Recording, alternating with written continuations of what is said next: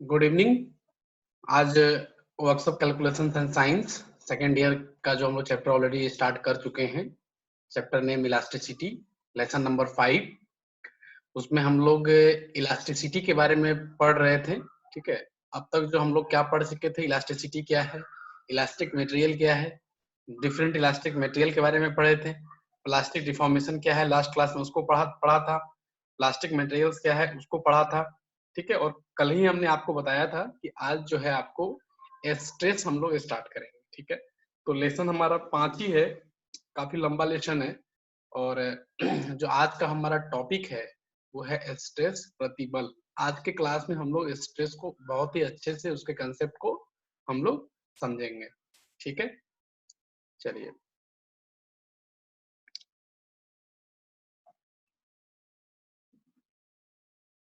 आज हम क्या क्या पढ़ेंगे उसको एक बार देख लेते हैं। यहाँ पे आज जो है विभिन्न तरह के बलों को हम देखेंगे, कितने डिफरेंट टाइप के फोर्स होते हैं और उसका क्या इफेक्ट होता है, उसके प्रभाव, उसकी पहचान करेंगे कि हाँ कौन सा फोर्स लग रहा है, कैसे हमें पता चलेगा कि हाँ ये इस प्रकार का फोर्स लग रहा है। तो उसके प्रभाव को देखेंगे, उससे हम आगे चल के अपने प्रॉब्लम में या जो रियल लाइफ में हम उसको आसानी से पहचान सकते हैं। ठीक है, उसके बाद हम लोग देखेंगे प्रतिबल। प्रतिबल कैसे लगता है, क्रॉस सेक्शन क्या होता है, कैसे क्रॉस सेक्शन पे वो लग रहा है, कहाँ पे लग रहा है, क्या कंसेप्ट है, ठीक है, क्या उसकी दिशा होती है, इस सब चीजों को अच्छे से समझेंगे। अभिलंब प्रतिबल, नॉर्मल स्ट्रेस, शियर स्ट्रेस, बहुत तरह के स्ट्रेस होते हैं। नॉर्मल स्ट्रेस क्या है, अभिलंब प्रतिबल क्या होता है, क्यों अभिलंब प्रतिबल कहते हैं, इस चीज को आज के क्लास में हम लोग से एक कंसेप्ट पे बात करेंगे। फिर है तनाव प्रतिबल, ठीक है, टेंसाइल स्ट्रेस क्या होता है, संपीड़न प्रतिबल मतलब क्या, कंप्रेसिव स्ट्रेस। फिर है अनुप्रस्थ काट पर प्रतिबल, जो क्रॉस सेक्शन पे हमारा मेन जो आप पढ़ते होंगे डिफिनेशन की, प्रति इकाई क्षेत्रफल, वही है अनुप्रस्थ काट का, उसका क्रॉस सेक्शन पे लगता है। ठीक है, तो कैसे लगता है हम लोग क्रॉस सेक्शन पे देखेंगे, कि क्रॉस सेक्शन काटेंगे उसको देखेंगे करके। फिर है प्रतिबल सम रूप से उत्पन्न होने की व्याख्या। प्रतिबल जो है आपका सम रूप से मतलब क्या, यूनिफॉर्मली। ठीक है, प्रतिबल कहाँ कहाँ आपका यूनिफॉर्मली प्रोड्यूस होता है और कहाँ कहाँ स्ट्रेस कंसंट्रेशन होता है, उस चीज को हम लोग ध्यान से देखेंगे। ठीक है, तो आइए हम लोग अपना स्टार्ट करते हैं। पहला जो टॉपिक था कि विभिन्न तरह के बलों का हम पहचान करेंगे, उसके प्रभाव को देखेंगे कैसा होता है। ठीक है, तो आपकी स्क्रीन पे सामने आपको अभी दिखेगा डिफरेंट तरह के बल, अभी यहाँ पे आपको दिखेंगे। ठीक है, एनिमेटेड फिगर है, आप आसानी से उस चीज को आप समझ सकते हैं। थोड़ा सा अच्छे से विजुअलाइज कीजिएगा, हम थोड़ी देर इसको स्क्रीन पर रखेंगे ताकि आप अच्छे से इसको समझ पाए। ये रहा आपका फिगर, आप देखिए, ये देखिए टेंशन में क्या था, ये ओरिजिनल था। देखिए अभी ये ओरिजिनल था और अभी टेंशन में क्या हुआ, उसकी लंबाई बढ़ गई। ध्यान से इसको विजुलाइज कीजिएगा कि जब ये आ रहा है एक स्टेप पे तो ये आपका ओरिजिनल है, और जब टेंशन फोर्स लगा तो क्या हो रहा है, उसका लंबाई बढ़ जा रहा है। तो अंडर टेंशन क्या हो रहा है, आपकी लंबाई बढ़ जा रही है, मतलब क्या है, ये तनाव में है। इसको देख देते हैं तनाव, हिंदी में इसको बोलते हैं तनाव। दूसरे को आप ध्यान से देखिएगा कि जब जब इसको गौर कीजिएगा उसी समय इसकी भी वही साइज है, इसकी भी वही साइज है, लेकिन इसकी साइज क्या हो रही है, बढ़ रही है, और इसकी साइज क्या हो रही है, कम हो रही है। मतलब इसको कंप्रेस किया जा रहा है। ठीक है, संपीड़न में इसको है ये, यहाँ पे आपका ये क्या है, संपीड़न में। फिर इसके बाद सियरिंग। सियरिंग में देखिए जो सेम साइज का सबका साइज एक है। जब ये ओरिजिनल अपने रूप में आता है, मूल रूप में, तो देखिएगा सारे के सारे ब्लॉक का साइज क्या है, एक हमने लिया है यहाँ पे। लेकिन जब टेंशन फोर्स लग रहा है तो ये ऊपर की ओर जा रहा है, जब कंप्रेशन वाला फोर्स लग रहा है तो ये उसका साइज क्या हो रहा है, कम हो जा रहा है। ठीक है, मोटा हो जा रहा है, और लेकिन लेंथ क्या हो जा रहा है, कम हो जा रहा है। शेयरिंग में देखिए दो फोर्स लग रहा है, एक फोर्स अपोजिट डायरेक्शन में इधर से लग रहा है, एक इसके अपोजिट में इधर से लग रहा है, लेकिन दोनों एक अक्ष पे नहीं है, एक आपका प्लेन में नहीं है। इस कारण से क्या हो रहा है, यहाँ पे शेयरिंग हो रहा है, ये मटेरियल को काटने का प्रयास कर रहा है, और एक टाइम में काट के इसको अलग कर देगा क्रॉस सेक्शन से, अलोंग द क्रॉस सेक्शन इसकी कटिंग होगी, शेयरिंग होगी। ठीक है, फिर आता है टॉर्जन। देखिए टॉर्जन में देखिए इसको क्या हो रहा है, ये मरोड़ टाइप का आ रहा है, देखिए ध्यान से, ये मरोड़ आ रहा है। ठीक है, मतलब उसको क्या हो रहा है, मोड़ा जा रहा है, पकड़ के इसको ऐसे मोड़ते जो है तो इस पर टॉर्जन आता है, टॉर्क। ठीक है, तो ये अंडर द टॉर्क जो है आपका टॉर्जन स्ट्रेस आएगा। ठीक है, बेंडिंग। बेंडिंग में देखिए दो फोर्स आप एक डायरेक्शन में लगाए हैं और एक मिडिल में अपोजिट डायरेक्शन में फोर्स लगाए, इसके कारण से क्या होगा, मटेरियल एक बेंड हो जाएगा, ये इस तरह का। ये जो है आपका क्या होगा, इसका एक भाग जो क्या है काफी लंबा हो जाएगा, एक फाइबर, और दूसरा फाइबर क्या हो जाएगा, वो कंप्रेस्ड हो जाएगा। तो इस कारण से क्या हो जाएगा, एक धनुष के आकार का आपका क्या हो जाएगा, एक कर्व बन जाएगा। तो उसी को हम बोलते हैं बेंड हो गया, ठीक है। तो बेंडिंग का ये कंसेप्ट है। फिर एक बकलिंग। बकलिंग में क्या है, जो वर्टिकल डायरेक्शन में उसके एक्सिस के अलोंग जो दो फोर्स लगाने से क्या होता है, उसका जो एक्सिस होता है, वर्टिकल एक्सिस, वो डेविएट कर जाता है। तो डेविएट कर जाने के कारण उसकी आकृति इस तरीके से मुड़ जाती है। तो ये बकल हम कहते हैं, बकल हो गया। तो ये शेयरिंग तक देखे थे। शेयरिंग को हम हिंदी में बोलते हैं आपका कर्तन, ठीक है। टॉर्जन, टॉर्जन को आपके हिंदी में हम लोग बोलते हैं आघुर या मरोड़। बेंडिंग, बेंडिंग को बोलते हैं झुकाव या बंकन। और बकलिंग, बकलिंग को बोलते हैं आकुंचन या टेढ़ा मेढ़ा होना, जैसे टेढ़ा मेढ़ा हो जा रहा है, ठीक है। तो ये विभिन्न तरह के बल थे और उसके प्रभाव, मतलब आप अब आसानी से प्रॉब्लम में या आगे चल के आपको दिक्कत ना हो, तो मैंने पहले ही आपको क्या हुआ, इससे पूरा रूबरू करा दिया कि डिफरेंट टाइप के फोर्स क्या होते हैं। अब हम कहीं पे नाम लेते हैं tension force, compression force, sharing force, torsion force, bending force, तो वहां पे फोर्स समझाने में हमें काफी दिक्कत आती। तो क्लास को स्टार्ट करने से पहले ही ये कंसेप्ट देना काफी जरूरी था मेरे लिए कि टेंशन कैसा होता है, कैसा दिखता है, उसका प्रभाव क्या होता है, इफेक्ट क्या होता है, हाउ कैन बी आइडेंटिफाइड कि इस बॉडी पे टेंशन फोर्स लग रहा है, कंप्रेशन फोर्स लग रहा है। तो इस चीजों के लिए मैंने सबसे पहले इसकी पहचान की आवश्यकता थी, तो मैंने यहाँ पे इसको मेंशन किया, ठीक है। आई होप आप सभी लोगों को क्लियर होगा। कोई भी डाउट होगा तो आप कमेंट सेक्शन में डाल सकते हैं। चलिए आगे चलते हैं। अब आता है प्रतिबल, जो हमारा मेन आज का टॉपिक है कि प्रतिबल कैसे कहाँ पे जनरेट होता है, कहाँ से कहाँ तक यूनिफॉर्म होता है, ठीक है। हम कैसे कह देते हैं कि प्रतिबल क्या है, जितना फोर्स लगाए उसके एरिया से डिवाइड कर देते हैं, बोलते हैं ये स्ट्रेस है। ये इस तब तक है जब तक यूनिफॉर्म होगा स्ट्रेस। अगर यूनिफॉर्म नहीं है तो ये फॉर्मूला नहीं लग पाएगा, उसका अलग तरीका है। लेकिन हमारा जो सिलेबस है, हमारा जो लेवल है, उसमें हमें इस चीज को नहीं पढ़ना है कि उसका जो स्ट्रेस कंसंट्रेशन रीजन का स्ट्रेस अगर हमें निकालना है तो कैसे निकालना, that is beyond our syllabus. तो उसमें हम चर्चा ही नहीं करेंगे। लेकिन ये जानकारी तो हमें जरूर होनी चाहिए कि जो फॉर्मूला हम इस्तेमाल कर रहे हैं, ये फॉर्मूला किस जोन के लिए है। क्योंकि हमें जो प्रॉब्लम दिए जाते हैं उसमें ये एजम्पशंस होता है कि स्ट्रेस जो है सो क्या है, यूनिफॉर्मली डिस्ट्रीब्यूटेड है, ठीक है। तो यूनिफॉर्मली डिस्ट्रीब्यूटेड कहाँ से कहाँ तक होता है, ये रीजन का कंसेप्ट जानना जरूरी है। डिटेलिंग में नहीं जाएंगे, बस एक लाइन में कंसेप्ट समझ लेंगे कहाँ से कहाँ तक हमारा यूनिफॉर्म होता है, ठीक है। यूनिफॉर्म अगर नहीं होगा तो किस तरीके, कहाँ पे ज्यादा होगा, कहाँ पे कम होगा, कैसे क्या होगा, उसमें थोड़ी सी चर्चा कर लेंगे 10-15 मिनट की बस। अब आते हैं स्ट्रेस को, पहले हम लोग परिभाषित करने से पहले स्ट्रेस को पहले समझेंगे, ठीक है, कि स्ट्रेस क्या है, कैसे है। दो तरह का फोर्स लेंगे, टेंसाइल लेंगे, कंप्रेसिव लेंगे, दोनों तरफ में देखेंगे कि स्ट्रेस कैसे जनरेट हो रहा है, क्या स्ट्रेस की प्रकृति है। उसके बाद हम स्ट्रेस को डिफाइन करेंगे, पहले देखेंगे उसके बाद खुद से डिफाइन करेंगे। तो आइए देखते हैं। एक रेक्टेंगल ले रहे हैं हम लोग, यहाँ पे एक रेक्टेंगल ले लिए। अब इसमें हम एक, इसका जो सेंटर ऑफ ग्रेविटी मिडिल से गुजरेगा, आपको यहाँ तक पता है, सेंटर ऑफ ग्रेविटी हम पढ़ा चुके हैं। तो एक सीजी लाइन इसका हम ड्रॉ कर लेते हैं, यहाँ से यहाँ तक इसका सीजी लाइन हमने ड्रॉ कर लिया, ठीक है। इस पे हम एक फोर्स लगाते हैं इधर आपका टेंशन में, ठीक है। एक नाम दे दिए इसका ए और बी, और इधर फोर्स लगाए हम इधर आपका पी डायमेंशन का, और एक इधर भी आपका लगाएंगे डायमेंशन का, पी डायमेंशन का। दोनों का मैग्नीट्यूड क्या है, एक है, ठीक है। तो दे देते हैं पी, ठीक है। अब जो है इसका जो एक क्रॉस सेक्शन लेते हैं हम मिड पार्ट से, जो कि जो इसका कॉर्नर है, जो सिरा है, इससे काफी दूर है, ठीक है। तो यहाँ पे हम लोग एक क्रॉस सेक्शन ले लेते हैं इस चलॉन्ग पे, ठीक है। इसका नाम हम लोग दे देते हैं एक्स एक्स, ठीक है। एक्स एक्स हो गया। अब क्या है, ये एक सेक्शन है, मतलब क्या है कि इस पूरे पूरे बॉडी पे जो टेंशन फोर्स लग रहा है, स्ट्रिक्ट बॉडी है, इसको पी मैग्नीट्यूड के फोर्स से हम इस डायरेक्शन में खींच रहे हैं, और पी मैग्नीट्यूड के डायरेक्शन से हम इसको इस डायरेक्शन में खींच रहे थे, इधर एक को इधर, एक को इधर, ठीक है। इतना समझ में आ रहा है। तो स्ट्रेस के विजुअलाइजेशन के लिए हमने इसके क्या किया, इसको हम एक सेक्शन एक्सेस लिया, वहां से इसको हमने काटा, ठीक है। मतलब काट के अलग नहीं कर देंगे, अगर अलग कर देंगे तो you can't imagine the stress, आपकी तो फिर वो स्ट्रेस रहेगा। स्ट्रेस जो है हमेशा इंटरनली जनरेट होता है, ठीक है। तो हम काट क्या रहे हैं, मतलब हम देखना चाहते हैं कि इंटरनल मटेरियल के अंदर घुस के एक तरह से माइक्रोस्कोपिक व्यू में विजुलाइज आपको कराते हैं कि स्ट्रेस कैसे जनरेट होता है, कैसे बिहेव करता है। तो हम इस दोनों को एक सेक्शन एक मांगते हैं, इसको हम दो मान लेते हैं, इसको काट के इधर नीचे अलग लाते हैं, ठीक है। ये वाले को एक है, ठीक है। ये वाला पूरा का पूरा इधर हम ले आते हैं, ठीक है, ठीक है। अभी देखिए ये पूरा का पूरा पार्ट हमारा कट के यहाँ पे आ गया है, ठीक है। अब जो है हम यहाँ पे देखना चाहते हैं कि इस क्रॉस सेक्शन के अलोंग स्ट्रेस का प्रॉपर्टी क्या है, क्योंकि अगर हम जैसे कि इसको देख लेंगे फिर इस पार्ट को पार्टिकुलर के देख लेंगे, हम क्रॉस सेक्शन पे उसका बिहेवियर को देख लेंगे तो we can easily define stress कि स्ट्रेस क्या है, ठीक है, आसानी से हम कह सकते हैं। इसीलिए ये फोर्स क्या था, हमारा एक्सटर्नली अप्लाइड फोर्स था जो कि पी मैग्नीट्यूड का है। तो यहाँ पे हम स्ट्रेस को जब विजुलाइज करते हैं, प्रैक्टिकल जब करते हैं, तो हमें कुछ इस तरह का इसके अपोजिट डायरेक्शन में, मतलब ये क्या है, ये इसको खींचना चाह रहा है।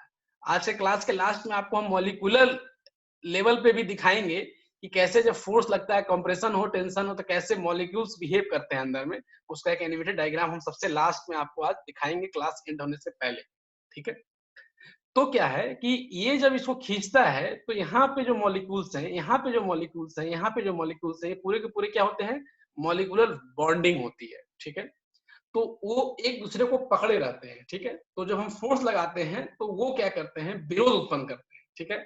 वो नहीं चाहते कि ये जो एटम्स है जो इसमें फंसा हुआ है, जो इसको पकड़ा हुआ है, ये इसको जाने से रोकते हैं, ठीक है। तो वही इसके अपोजिट कैसे रोक पाएंगे कि अगर ये इस डायरेक्शन में फोर्स लगाया, अगर ये बाई डायरेक्शन में है तो इसके अपोजिट दाई डायरेक्शन में क्या करेंगे, सेम मैग्नीट्यूड से उसको रोकने का प्रयास करेंगे, ठीक है। हाँ, ये डिपेंड, अलग बात है कि ये डिपेंड करता है उसके मॉलिक्यूलर बॉन्ड के स्ट्रेंथ पे कि उसकी मॉलिक्यूलर बॉन्डिंग जो है उसकी स्ट्रेंथ कितनी कितनी है और कितना आप फोर्स लगा रहे हैं, ठीक है। उस पर डिपेंड करेगा कि हाँ मटेरियल कितना डिफॉर्म होगा, वो टूटेगा कि नहीं टूटेगा, ये रोक पाएगा कि नहीं रोक पाएगा, वो सब बात की बात है, उसको हम लोग बाद में देखेंगे, प्रॉब्लम्स भी लगाएंगे इस पे तो चीजें बहुत क्लियर हो जाएगी। अभी हम लोग स्ट्रेस का बिहेवियर देखते हैं कि स्ट्रेस कैसे बिहेव करता है एक क्रॉस सेक्शन पे। तो एक्स एक्स क्रॉस सेक्शन पे अगर हम देखें तो स्ट्रेस इसके अपोजिट डायरेक्शन में कुछ इस तरीके से आपका जनरेट होगा, ठीक है, अपोजिट डायरेक्शन में, ठीक है। देखिए इस तरीके से आपका जनरेट होगा, देखते जाइए, इस तरीके से आपका जनरेट होगा, ठीक है। तो ये आपका इस डायरेक्शन में था, ठीक है, मतलब क्या बाई डायरेक्शन में था, ये आपका दाई डायरेक्शन में आपका जनरेट हुआ है, यानी जस्ट इसके अपोजिट। उसी तरीके से अगर इस क्रॉस सेक्शन को हम यहाँ पे लें, ठीक है, तो इस फोर्स को इधर लगाएंगे हम। अब ये अपोजिट डायरेक्शन ऑलरेडी लग रहा है तो इस फोर्स को हमने इधर लगा दिया, ये बॉडी नंबर 2 है, बी है, ठीक है। अब हमने ये फोर्स लगा दिया पी अमाउंट का, ये एक्स एक्स है, एक्स एक्स। अब देखिए पूरी की पूरी बॉडी आपकी यहाँ पे आ गई, ठीक है। अब हम इस पे देखते हैं कि इस पे स्ट्रेस कैसे जनरेट हो रहा है। जैसे इस पे हम सेक्शन पे देखे थे, एक जो बॉडी एक थी इसको हमने काट के यहाँ पे देखा था, इस पे एनालिसिस करते हैं। तो हमारा फोर्स इसमें इधर लग रहा था तो स्ट्रेस हमारा इधर लगा था, इसमें जब फोर्स इधर लग रहा है तो स्ट्रेस देखिएगा इधर लगेगा, ठीक है। तो स्ट्रेस हमारा कुछ इस तरीके का मिलता है, ठीक है।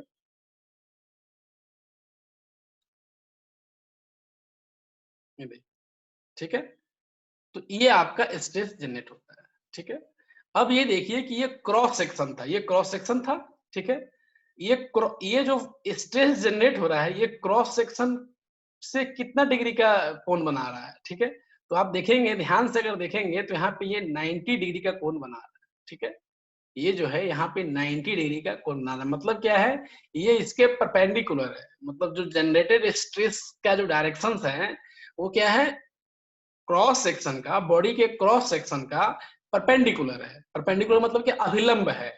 तो ये प्रतिबल जनरेट हुआ है और चूंकि ये प्रतिबल क्रॉस सेक्शन पे कैसा है, अभिलंब है, इसीलिए इसका नाम अभिलंब प्रतिबल कहते हैं, नॉर्मल स्ट्रेस कहते हैं, ठीक है। जैसा हमने पहले आपको बताया था कि नॉर्मल स्ट्रेस का कंसेप्ट को समझेंगे क्यों नॉर्मल स्ट्रेस ही कहते हैं, वही नॉर्मल, ठीक है। तो अब आपको क्लियर हो गया होगा, कोई भी क्वेश्चन पूछेगा तो आप आसानी से बता सकते हैं कि चूंकि स्ट्रेस जो जनरेट होता है वो हमारा क्रॉस सेक्शन के परपेंडिकुलर होता है, that's why that stress is known as normal stress, ठीक है। जिसको हम सिग्मा से डिनोट करते हैं। ये जो लेटर है आप जो देख रहे हैं इस तरह का लेटर, ठीक है, इसको याद रखिएगा, इसको हम बोलते हैं सिग्मा, और सिग्मा से इसको हम डिनोट करते हैं, ठीक है। हम आगे यूज करेंगे, प्रॉब्लम वगैरह जब भी बनाएंगे तो सिग्मा यूज करेंगे, तो उसमें ध्यान रखिएगा, ठीक है।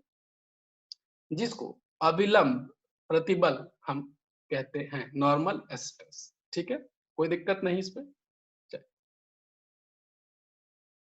अब जो है हम एक क्रॉस सेक्शन यहाँ पे ले रहे हैं, देखिए ये क्रॉस सेक्शन हमने यहाँ पे लिया, जो हमने कहा था कि यूनिफॉर्म कहाँ से कहाँ होता है, ठीक है? इस चीज को देखेंगे, अच्छे से देखेंगे इसको। आगे भी कुछ फिगर्स देखेंगे कि कैसे यूनिफॉर्म, कैसे नॉन यूनिफॉर्म हो रहा है, स्ट्रेस कंसंट्रेशन कैसे हो रहा है। तो एक डायग्राम हमने एक बुक से लिए हैं, ठीक है? उसको यहाँ पे हम शो करेंगे। पहले यहाँ पे कंसेप्ट समझ लेते हैं, फिर उस डायग्राम में भी चल के आपको दिखाएंगे कि स्ट्रेस जब नॉन यूनिफॉर्म होता है तो कैसे बनता है, जब यूनिफॉर्म होता है तो कैसे बनता है। लेकिन वो डायग्राम आपको तब समझ में आएगा जब आप कंसेप्ट समझ लेंगे, ठीक है? तो हम एक यहाँ पे सेक्शन लेते हैं, ठीक है? सेक्शन का नाम दे देते हैं जेड जेड, ठीक है? ये जेड जेड सेक्शन हो गया। और यहाँ पे एक सेक्शन ले लेते हैं, फिर इसका नाम वाई वाई दे देते हैं, ठीक है? ये वाई वाई सेक्शन हो गया। मतलब कहने का मतलब ये है कि अगर जैसे यहाँ पे ये पी जनरेट हुआ, एक सेक्शन हमने लिया जो कि उसके किनारे से, उस बॉडी के एक किनारे से कुछ सफिशिएंट दूरी पे है, मतलब इसको टेक्निकल भाषा में कहा जाता है लीनियर डायमेंशन। लीनियरली अगर दूर है, फार है, अवे है, तो उनके बीच में जो स्ट्रेस जनरेट होता है वो स्ट्रेस क्या होता है, यूनिफॉर्म होता है, ठीक है? परंतु अगर ये फार अवे नहीं है तो स्ट्रेस जो है, स्ट्रेस कंसंट्रेशन वहां पे होता है जहां पे आपकी फोर्स लगती है। जहां पे फोर्स लग रहा है उस फाइबर पे आपका क्या होगा, स्ट्रेस की वैल्यू क्या होगा, मैग्नीट्यूड क्या होगा, ज्यादा होगा, वहां पे ज्यादा तनाव महसूस करेगा। सिंपल सा कंसेप्ट है, जहां पे आप ज्यादा फोर्स लगाओगे वहां का जो मॉलिक्यूल्स होगा वो ज्यादा तनाव महसूस करेगा। 100 कंसेप्ट की बात है, इसमें कोई सोचना तो है नहीं ज्यादा, ठीक है? तो देखते हैं, अगर जैसे कि ये फोर्स की अगर हम यहाँ बात करें, यहाँ यहाँ पे कर्सर आप देख रहे हैं, यहाँ पे अगर स्ट्रेस की बात करें, यहाँ पे हम स्ट्रेस की बात करें, ठीक है? तो यहाँ पे जैसे कि ये फोर्स यहाँ पे लग रहा था सेंटर पे, ठीक है? तो अगर यहाँ बात करेंगे तो यहाँ ज्यादा होगा, यहाँ पे बात करेंगे तो कम होगा, क्योंकि क्या है, ये जो है लोडिंग पॉइंट, जो लोडिंग फाइबर था जहाँ पे, उससे क्या था, नजदीक था, नियरेस्ट था, इसलिए यहाँ पे स्ट्रेस कंसंट्रेशन क्या होगा, मेरा ज्यादा होगा, ठीक है? लेकिन अगर यहाँ पे बात करेंगे तो as compare to this stress concentration वहां पे कम होगा। लेकिन इस सेक्शन में जेड जेड सेक्शन से लेके वाई वाई, यानी इस डिस्टेंस दूरी पे, यानी ये वाली दूरी पे आप देखिए, अभी आपको बता रहे हैं ड्रॉ करके हम, देखिए ये वाली दूरी यहाँ से लेके यहाँ तक, ठीक है? इस दूरी में, इस लाइन के अलोंग कहीं भी अगर स्ट्रेस को देखेंगे, चाहे यहाँ देखें, चाहे यहाँ देखें, चाहे यहाँ देखें, चाहे यहाँ देखें, चाहे यहाँ देखें, चाहे यहाँ देखें, चाहे कहीं देखें, तो स्ट्रेस क्या होगा, यूनिफॉर्म होगा, मतलब सेम होगा, प्रत्येक क्रॉस सेक्शन पे सेम होगा।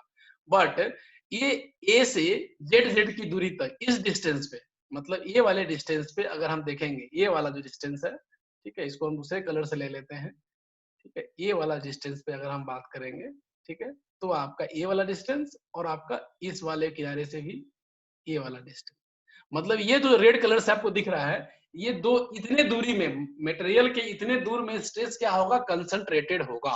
कंसंट्रेटेड बोलने का मतलब क्या है, स्ट्रेस यूनिफॉर्म नहीं होगा, मतलब यहाँ से लेके यहाँ तक स्ट्रेस यूनिफॉर्म नहीं होगा। यूनिफॉर्म नहीं होगा तो क्या होगा, ये होगा कि जहां पे लोड लग रहा है, मतलब इस फाइबर के लॉन्ग क्या लगा, लोड लग रहा है, तो यहाँ पे क्या होगा, ज्यादा होगा, यहाँ पे थोड़ा सा कम, यहाँ पे थोड़ा सा कम, यहाँ पे थोड़ा सा कम, यहाँ पे थोड़ा सा कम, और यहाँ पे सबसे कम, ठीक है? सब कंपैरिजन में।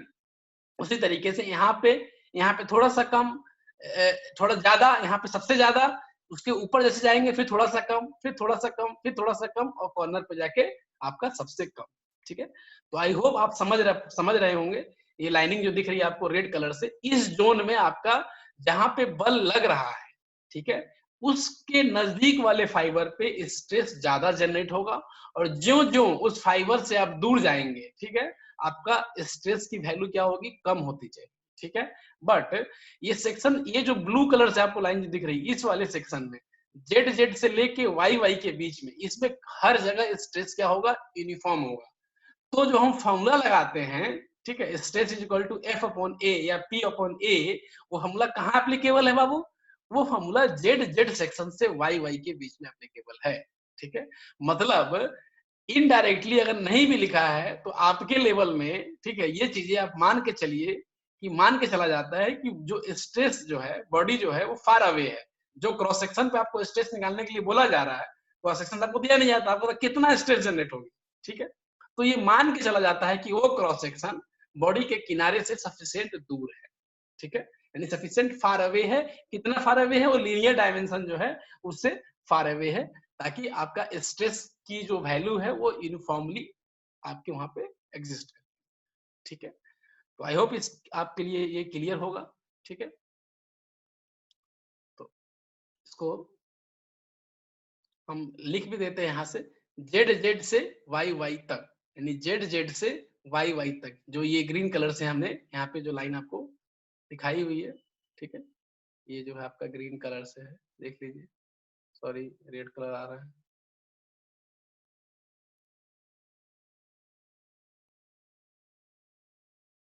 एक मिनट,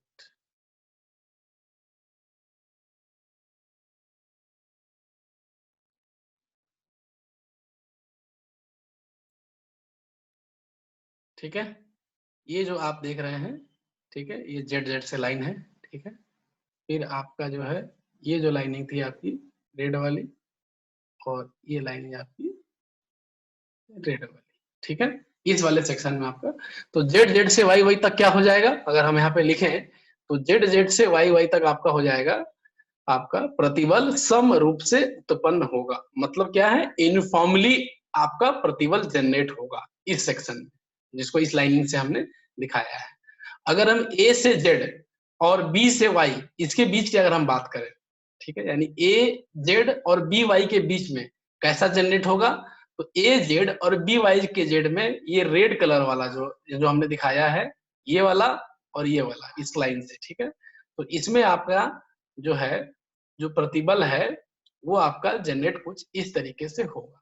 ठीक है, यानी प्रतिबल लगाए गए बल के समीप ज्यादा होगा। जैसे ये है, तो ये लगाया गया बल है, इसके समीप अगर आप देखेंगे यहाँ पे, तो आपका क्या होगा, आपका ज्यादा होगा। लेकिन इससे फार अवे जाएंगे तो क्या होगा, प्रतिबल कम होता जाएगा। वही लिखा हुआ है, प्रतिबल लगाए गए बल के समीप ज्यादा होगा, और जैसे जैसे दूर होता जाएगा कम होता जाएगा। क्या क्या कम होता जाएगा, स्ट्रेस कम होता जाएगा। ठीक है, तो आई होप इट्स क्लियर। ठीक है, आगे हम लोग देखेंगे, अभी इसका फॉर्मूला देखेंगे अभी यहाँ पे हम लोग। ठीक है, चलिए इसका फॉर्मूला देख ले।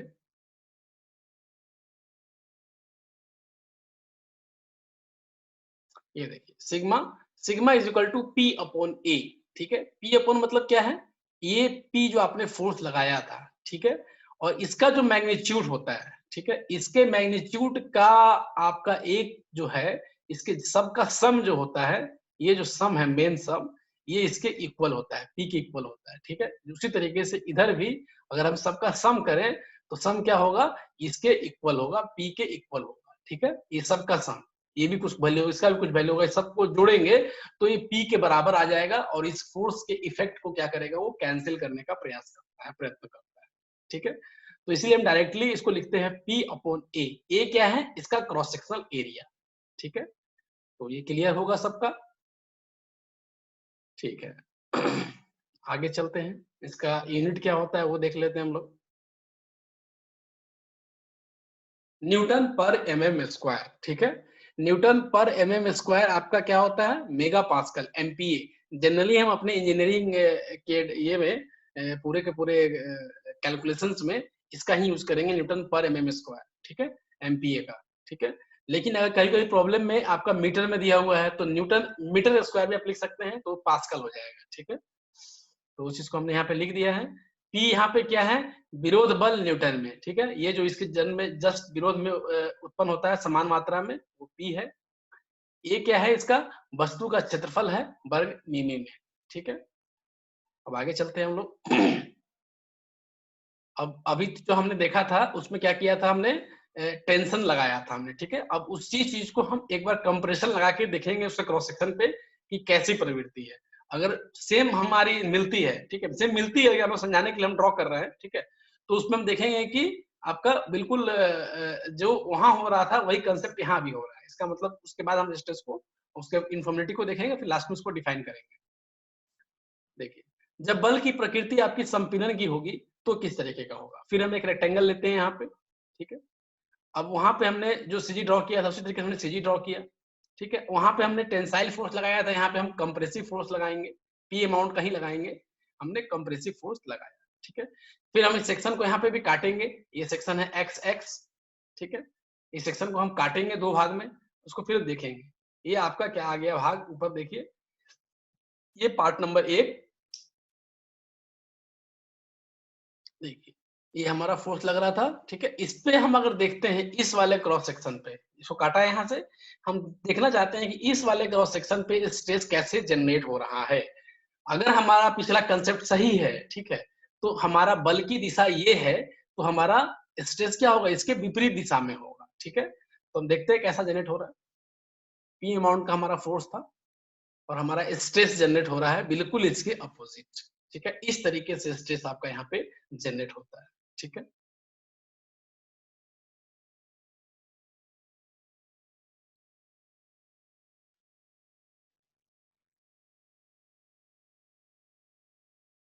उसी तरीके से सेकंड पार्ट का भी हम देख लेते हैं, ठीक है। इसको हमने सिग्मा सी लिख दिया, यानी क्या है, नॉर्मल तो है, ये भी क्या है, क्रॉस सेक्शन पे क्या है, स्ट्रेस, ये क्या है, पूरा का पूरा क्रॉस सेक्शन, और ये क्या है आपका स्ट्रेस, ठीक है। तो स्ट्रेस जो है, कंप्रेशन स्ट्रेस क्या है, इस पे नॉर्मल है, यानी परपेंडिकुलर है, ये भी क्या है आपका अभिलंब प्रतिबल है। लेकिन वो क्या था, वो टेंसाइल था, वो क्या था, नॉर्मल टेंसाइल स्ट्रेस, ये क्या हो जाएगा, नॉर्मल कंप्रेसिव स्ट्रेस। स्ट्रेस की प्रकृति अलग है, लेकिन क्या है तो अभिलंब ही, है तो अभिलंब प्रतिबल का ही एक पार्ट, ठीक है। सेकंड वाले पार्ट पे हम देखते हैं, इस पे चूंकि इधर लग रहा है तो हमारा स्ट्रेस इधर जनरेट होना चाहिए, ठीक है। हम पहले फोर्स लगा देंगे, फिर हम एक एक करके स्ट्रेस लगाएंगे यहाँ पे। देखिए स्ट्रेस बिल्कुल अपोजिट डायरेक्शन में दिखाएंगे। इस तरह का प्रॉब्लम आपसे पूछता है, कभी कभी फिगर दे देगा और दिखाएगा, इस तरह का ऑप्शन दे देगा कि हाँ इस सेक्शन पे स्ट्रेस किस डायरेक्शन में लग रहा है, ठीक है। तो आपको उसमें चूज करना पड़ेगा। इस तरह के फिगर हम भी टेस्ट में, जो टेस्ट ऑनलाइन टेस्ट क्रिएट करेंगे उसमें इस तरह का प्रॉब्लम देंगे, इस कॉन्सेप्ट को अच्छे से समझिए आप, ठीक है। थोड़ा सा स्लो चल रहे हैं ताकि चीजें खराब ना हो, ठीक है। सिग्मा सी, ठीक है। सिग्मा सी आपका वही हो जाएगा पी, और आपका इसका जो एरिया है पी अपॉन ए, और न्यूटन पर mm स्क्वायर इसका यूनिट होता है, ठीक है। इस एनिमेटेड डायग्राम के माध्यम से देखिए, ठीक है, आप दो फोर्स लगा रहे हैं हम कंप्रेशन में, बॉडी की देखिए कैसी हो जा रही है, उसकी लंबाई कम हो जा रही है और बॉडी कैसा हो जा रहा है, ठीक है। तो ये जो एनिमेटेड फिगर है, ये आपका कंप्रेशन फोर्स लग रहा है, और इसके कारण कंप्रेशन स्ट्रेस इस मटेरियल में आप जनरेट हो रही है, ठीक है। जैसा क्रॉस सेक्शन आप काट के देखे हैं, कुछ इसी तरीके का अंदर बिहेव होता है, ठीक है। हम लोग इसको एक 3D डायग्राम में भी देखेंगे, एक बुक से हमने पिक्चर लिया है कि इसको हमने पूरा विजुलाइज किया है, दो पार्ट से जो काट के हम लोग अलग अलग देख रहे हैं, उसमें एक ही में देखेंगे कैसे वो करता है, ठीक है। क्योंकि ये दोनों एक दूसरे को अपोज कर रहा है, इसीलिए कैंसिल हो जाता है, बॉडी के आपकी इक्विलिब्रियम में रह पाती है, ठीक है। अब हम लोग जो है अनुप्रस्थ काट पर प्रतिबल का उत्पन्न होना, जो क्रॉस सेक्शन पे अभी जो बात कर रहे थे, उसी डायग्राम को हम लोग देखेंगे, एक बुक का डायग्राम है, ठीक है, एक अच्छी रेफरेंस बुक है, उसकी डायग्राम है यहाँ पे हम लोग उस डायग्राम को लाते हैं, ठीक है। कि कैसे क्रॉस सेक्शन पे उत्पन्न होता है, उस चीज को हम लोग देखते हैं, ठीक है। ये देखिए, एक आपकी ये 3 डायमेंशनल आपकी एक बॉडी है, ठीक है, 3D बॉडी है, जिसमें आपको दिख रहा है, ठीक है, ये आपका क्या है, क्रॉस सेक्शन है, ठीक है? ये क्या पूरा का पूरा इस तरह इनफिनाइट क्रॉस सेक्शन इस पे है, नीचे से ऊपर तक, ठीक है। तो ये अनुप्रस्थ काट क्षेत्रफल जो है इसका, ये आपको दिख रहा है, ठीक है। इसको यहाँ से हम अलग करके दो पार्ट में स्प्लिट करके देखेंगे, ठीक है, कैसा स्ट्रेस जनरेट आपका होता है, ठीक है। इसको अगर हम देखें यहाँ से, तो इसका F नीचे की ओर, अगर F ऊपर लग रहा था तो F नीचे की ओर लग रहा है, ठीक है। नीचे वाले में देखेंगे, क्योंकि इसमें ऊपर लगा था इसलिए स्ट्रेस क्या लगा, नीचे की ओर लगा। नीचे वाले में स्ट्रेस फोर्स नीचे की ओर लग रहा था, स्ट्रेस कैसे ऊपर की ओर लगेगा, ठीक है। नीचे वाले में देखिए, आपका फोर्स नीचे की ओर लग रहा था, तो स्ट्रेस जो जनरेट हुआ, जो इंटरनल रेसिस्टिंग फोर्स जो है, ये ऊपर डायरेक्शन में है, ठीक है। ये पूरा कंबाइंड इफेक्ट आपको दिख रहा है। अभी यहाँ पे देखेंगे जिसपे आपको प्रत्येक क्रॉस सेक्शन पे, प्रत्येक ये पे आपको दिखेगा, ठीक है। ये देखिए, जैसा हमने वहां पे डायग्राम दिखाया था 2D में, यहाँ पे 3D इमेज आपको दिख रही होगी, ठीक है। ये प्रत्येक जगह पे, प्रत्येक क्रॉस सेक्शन पे उसका जो है आपका ये जनरेट हुआ है, उसी तरीके से नीचे भी जनरेट होता है। ये दोनों एक दूसरे को कैंसिल आउट कर देते हैं, इसलिए बॉडी आपकी क्या इक्विलिब्रियम में रह पाती है, ठीक है। ध्यान देख दीजिएगा कि किसी भी वस्तु को काट के, अगर आप काट के अलग कर देंगे तो आप ये चीज नहीं देख पाएंगे। ये पूरे के पूरे डायग्राम क्या है, इमेजिनरी डायग्राम है, इमेजिन की हम ऐसा इमेजिन कर रहे हैं, ठीक है। कि स्ट्रेस क्या है, एक आंतरिक प्रतिरोध है, ठीक है। जो बल हम लगाते हैं उसका वो रोकता है। हमारे जो बल लगाने के कारण क्या होता है, बल हम लगाएंगे किसी बॉडी पे तो बॉडी डिफॉर्म होगी, ठीक है। बॉडी के अंदर जो मॉलिक्यूल्स होते हैं वो नहीं चाहते कि बॉडी डिफॉर्म हो, ठीक है। तो उस डिफॉर्मेशन के विरोध में, ठीक है, हम डायरेक्ट नहीं बोल सकते, इनडायरेक्टली चीजें लिंक्ड हैं कि एक्सटर्नल फोर्स के विरोध में ही स्ट्रेस जनरेट होता है, ये बिल्कुल सही बात है। लेकिन एक्सटर्नल फोर्स के कारण एक्सटर्नल फोर्स क्या करना चाहती है? एक्सटर्नल फोर्स का जो चेष्टा है वो चाहती है बॉडी को डिफॉर्म करना, और बॉडी क्या चाहती है? बॉडी को डिफॉर्म नहीं होने देना। तो बॉडी डिफॉर्मेशन के विरोध में, ठीक है, जो बल लगाती है, ठीक है, वही है इंटरनल असिस्टिंग फोर्स। और उसके हम पर यूनिट एरिया की बात करें, per unit cross section area की अगर बात करें, तो वहां पे जो रेसिस्टिंग फोर्स जनरेट होता है, ठीक है, वो कहलाता है आपका स्ट्रेस। ठीक है, अब इसको डिफाइन करेंगे बहुत ही सिंपल लैंग्वेज में। अभी एक चीज और देख लें, जो हमने यूनिफॉर्मिटी के बारे में देखा था, उसको देख लें कि कहाँ पे यूनिफॉर्म होगा। कि अगर उस बॉडी पे हम बिल्कुल नजदीक हम कोई क्रॉस सेक्शन ले लेते हैं, मतलब सफिशिएंट फार अवे नहीं लेते हैं, तो कैसा स्पेस कंसंट्रेशन होता है उसको देख लेते हैं। हमारे सिलेबस में ही है, बस नॉलेज पर्पस के लिए देख लेते हैं, फिर आगे बढ़ते हैं। ठीक है, प्रतिबल कब सम रूप से उत्पन्न होगा और कब प्रतिबल सांद्रता यानी कब स्ट्रेस कंसंट्रेशन होगा, उसके बारे में हम लोग ध्यान से इसको देखने जा रहे हैं। ठीक है, देखिए एक हमने एक डायग्राम लिया है जिसमें दो सेक्शन है। एक ऊपर वाले सेक्शन का हमने नाम लिया है एम एम, जैसा बुक में दिया गया है, और दूसरे वाले सेक्शन एन एन है। ठीक है, तो हम अभी देखने जा रहे हैं कि ये एम एम सेक्शन, अभी एक डायग्राम यहाँ पे जो आ रहा है, ठीक है, एम एम सेक्शन, ठीक है, अगर बॉडी के बिल्कुल नजदीक है, जैसे ये फोर्स लग रहा है, ये बिल्कुल नजदीक हो, हम इमेजिन कर रहे हैं, बहुत तो लग रहा है ऐसा काफी दूर है, आप इमेजिन कीजिए कि ये इतना दूर ना होके, या मान लीजिए कि इतना ही दूर है, लेकिन ये लीनियर डायमेंशन जितना होना चाहिए उतना नहीं है, इसको और दूर होना चाहिए। ठीक है, अगर उस डायमेंशन के अधिक नहीं है, उस डायमेंशन से कम है, लीनियर डायमेंशन जितना डिफाइंड है उससे अगर अंदर का है, जो हमने आपको वहां पे सेक्शन बना के दिखाया था ए जेड और उधर बी जेड बी वाई, ठीक है, उन दोनों के बीच का अगर आपने सेक्शन कोई ले लिया है, तो आपका जो स्ट्रेस जनरेट होगा, क्योंकि मिडिल में फोर्स लग रहा था, तो यहाँ देखिए मिडिल में फोर्स क्या है, आपका स्ट्रेस क्या है, सबसे ज्यादा है। उसके इधर वाला थोड़ा सा कम, इधर वाला और कम, उसी तरीके से इधर वाला कम, इधर वाला और कम। अगर इस सारे को हम मिलाएंगे तो कुछ इस तरीके का हमको कर्व मिलता है, आपको स्ट्रेट लाइन नहीं मिलता है। स्ट्रेट लाइन नहीं मिलता है मतलब क्या है? स्ट्रेस यूनिफॉर्म नहीं है। अगर सब जगह स्ट्रेस एक होता तो आपको क्या मिलता है? स्ट्रेट लाइन मिलता, समान रेखा। ठीक है, अब इसी को अगर हम मानते हैं कि ये एम एम, ये जो सेक्शन है, इससे काफी दूर है, मतलब फार अवे है, जो हमारा कंसेप्ट है कि उससे लीनियर डायमेंशन की दूरी पे होना चाहिए, तो काफी फार अवे है। तो उस स्थिति में अगर हम देखें तो हम ये डायग्राम पाते हैं। ठीक है, मतलब क्या कि यहाँ जितना मिडिल में स्ट्रेस है उतना ही बगल में है, उतना ही यहाँ पे है, उतना ही यहाँ पे, उतना ही यहाँ पे है। अगर सबको हम उसके पॉइंट को मिलाते हैं तो हमको स्ट्रेट लाइन मिलता है। इसका मतलब क्या है? स्पेस यूनिफॉर्मली जनरेट हुआ है। ठीक है, कंसंट्रेटेड नहीं है किसी खास पॉइंट पे। ठीक है, आई होप वेरी क्लियर। उसी तरीके से नीचे वाले में अगर ये एन एन सेक्शन, ठीक है, बॉडी के काफी नजदीक हुआ, उससे किनारे से काफी नजदीक हुआ, तो क्या होगा? इस तरह का फोर्स आपका जनरेट होगा। ठीक है, यानी जो मिडिल वाले पार्ट पे स्ट्रेस सबसे ज्यादा होगा। देखिए मिडिल वाला पार्ट सबसे आगे है, उसके बगल वाला थोड़ा सा कम, और सबसे किनारे वाला सबसे कम। उसी तरीके से इसके बगल वाला थोड़ा सा कम और सबसे किनारे वाला सबसे कम। अगर ये सारे पॉइंट को हम मिलाते हैं तो हमको कर्व मिलता है, स्ट्रेट लाइन नहीं मिलता, जो हमें बताता है कि ये जो सेक्शन हमने लिया है वो बॉडी के काफी नजदीक लिया है। ठीक है, तो हमें काफी दूर लेना पड़ेगा, तभी हमको यूनिफॉर्म स्ट्रेस मिलेगा। हम आपको ये भी बताएंगे कि कैसे इसको हम दूर कर सकते हैं। रियल लाइफ में तो अब बॉडी तो कोई भी बॉडी है उसके नजदीक में तो होगा ही होगा ज्यादा स्ट्रेस कंसंट्रेशन। तो हम कैसे चाहते हैं कि बॉडी जल्दी फेल ना हो, क्योंकि अगर स्ट्रेस ज्यादा होगा तो बॉडी क्या होगी? फेल होगी।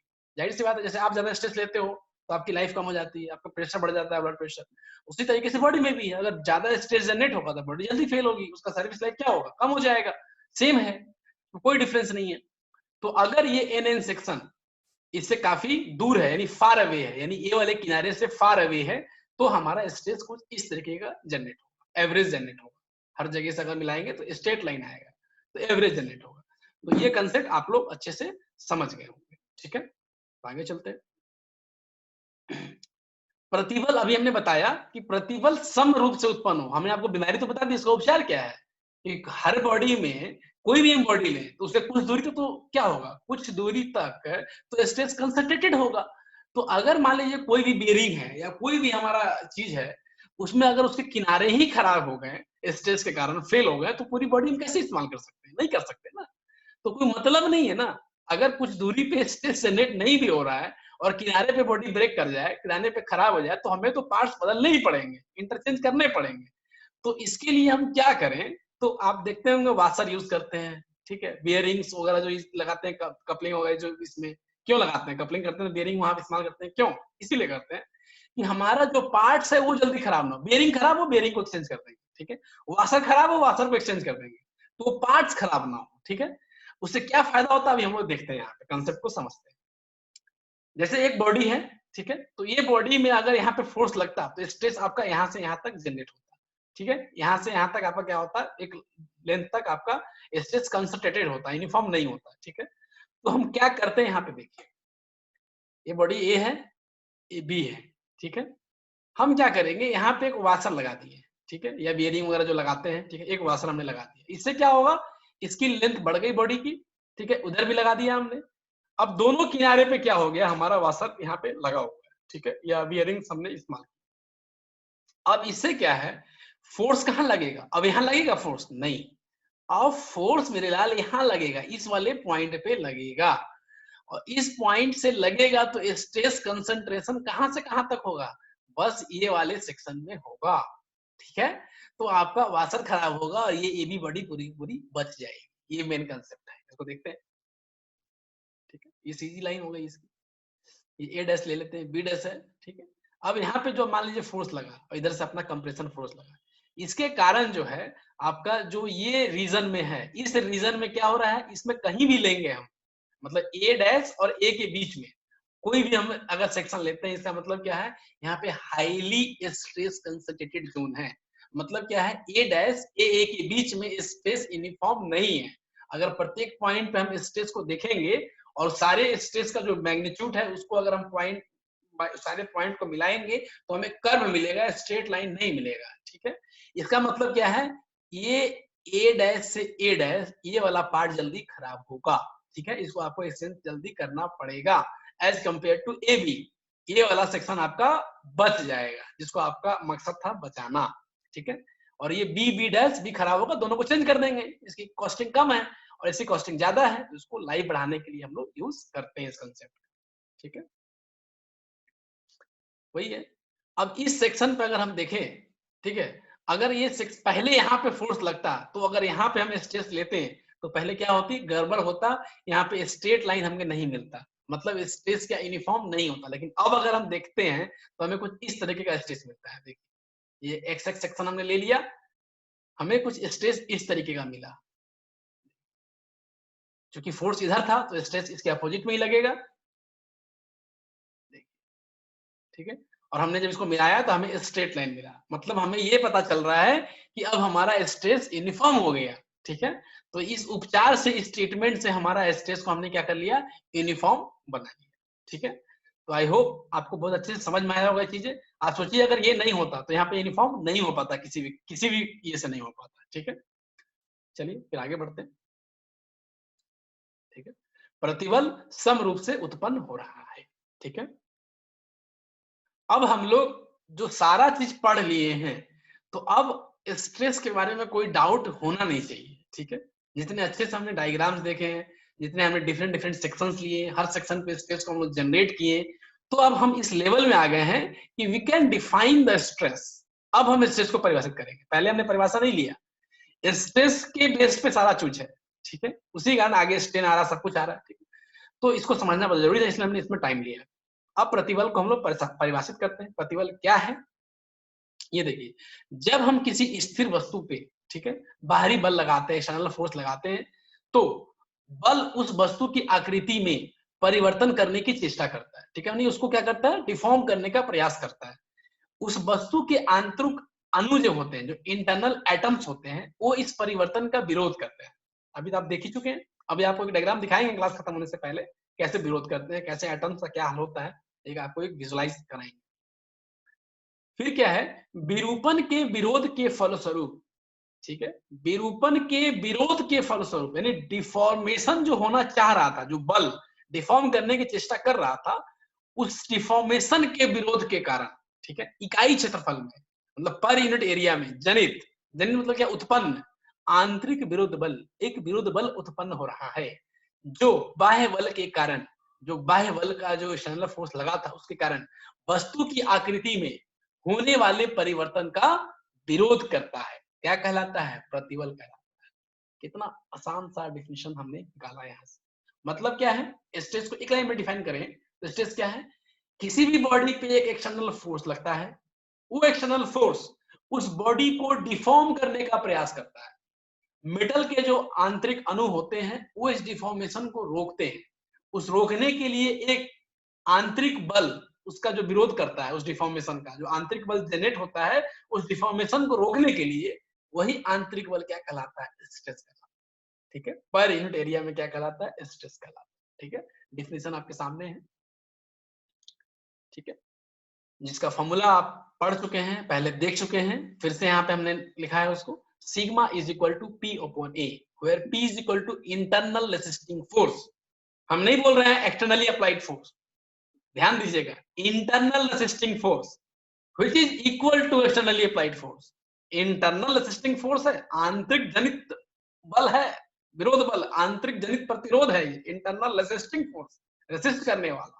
ठीक है, तो आंतरिक प्रतिरोध है बल है ये। ठीक है, लेकिन ये किसके इक्वल होता है? Equal to externally applied force, जो बाह्य बल है उसके बराबर होता है।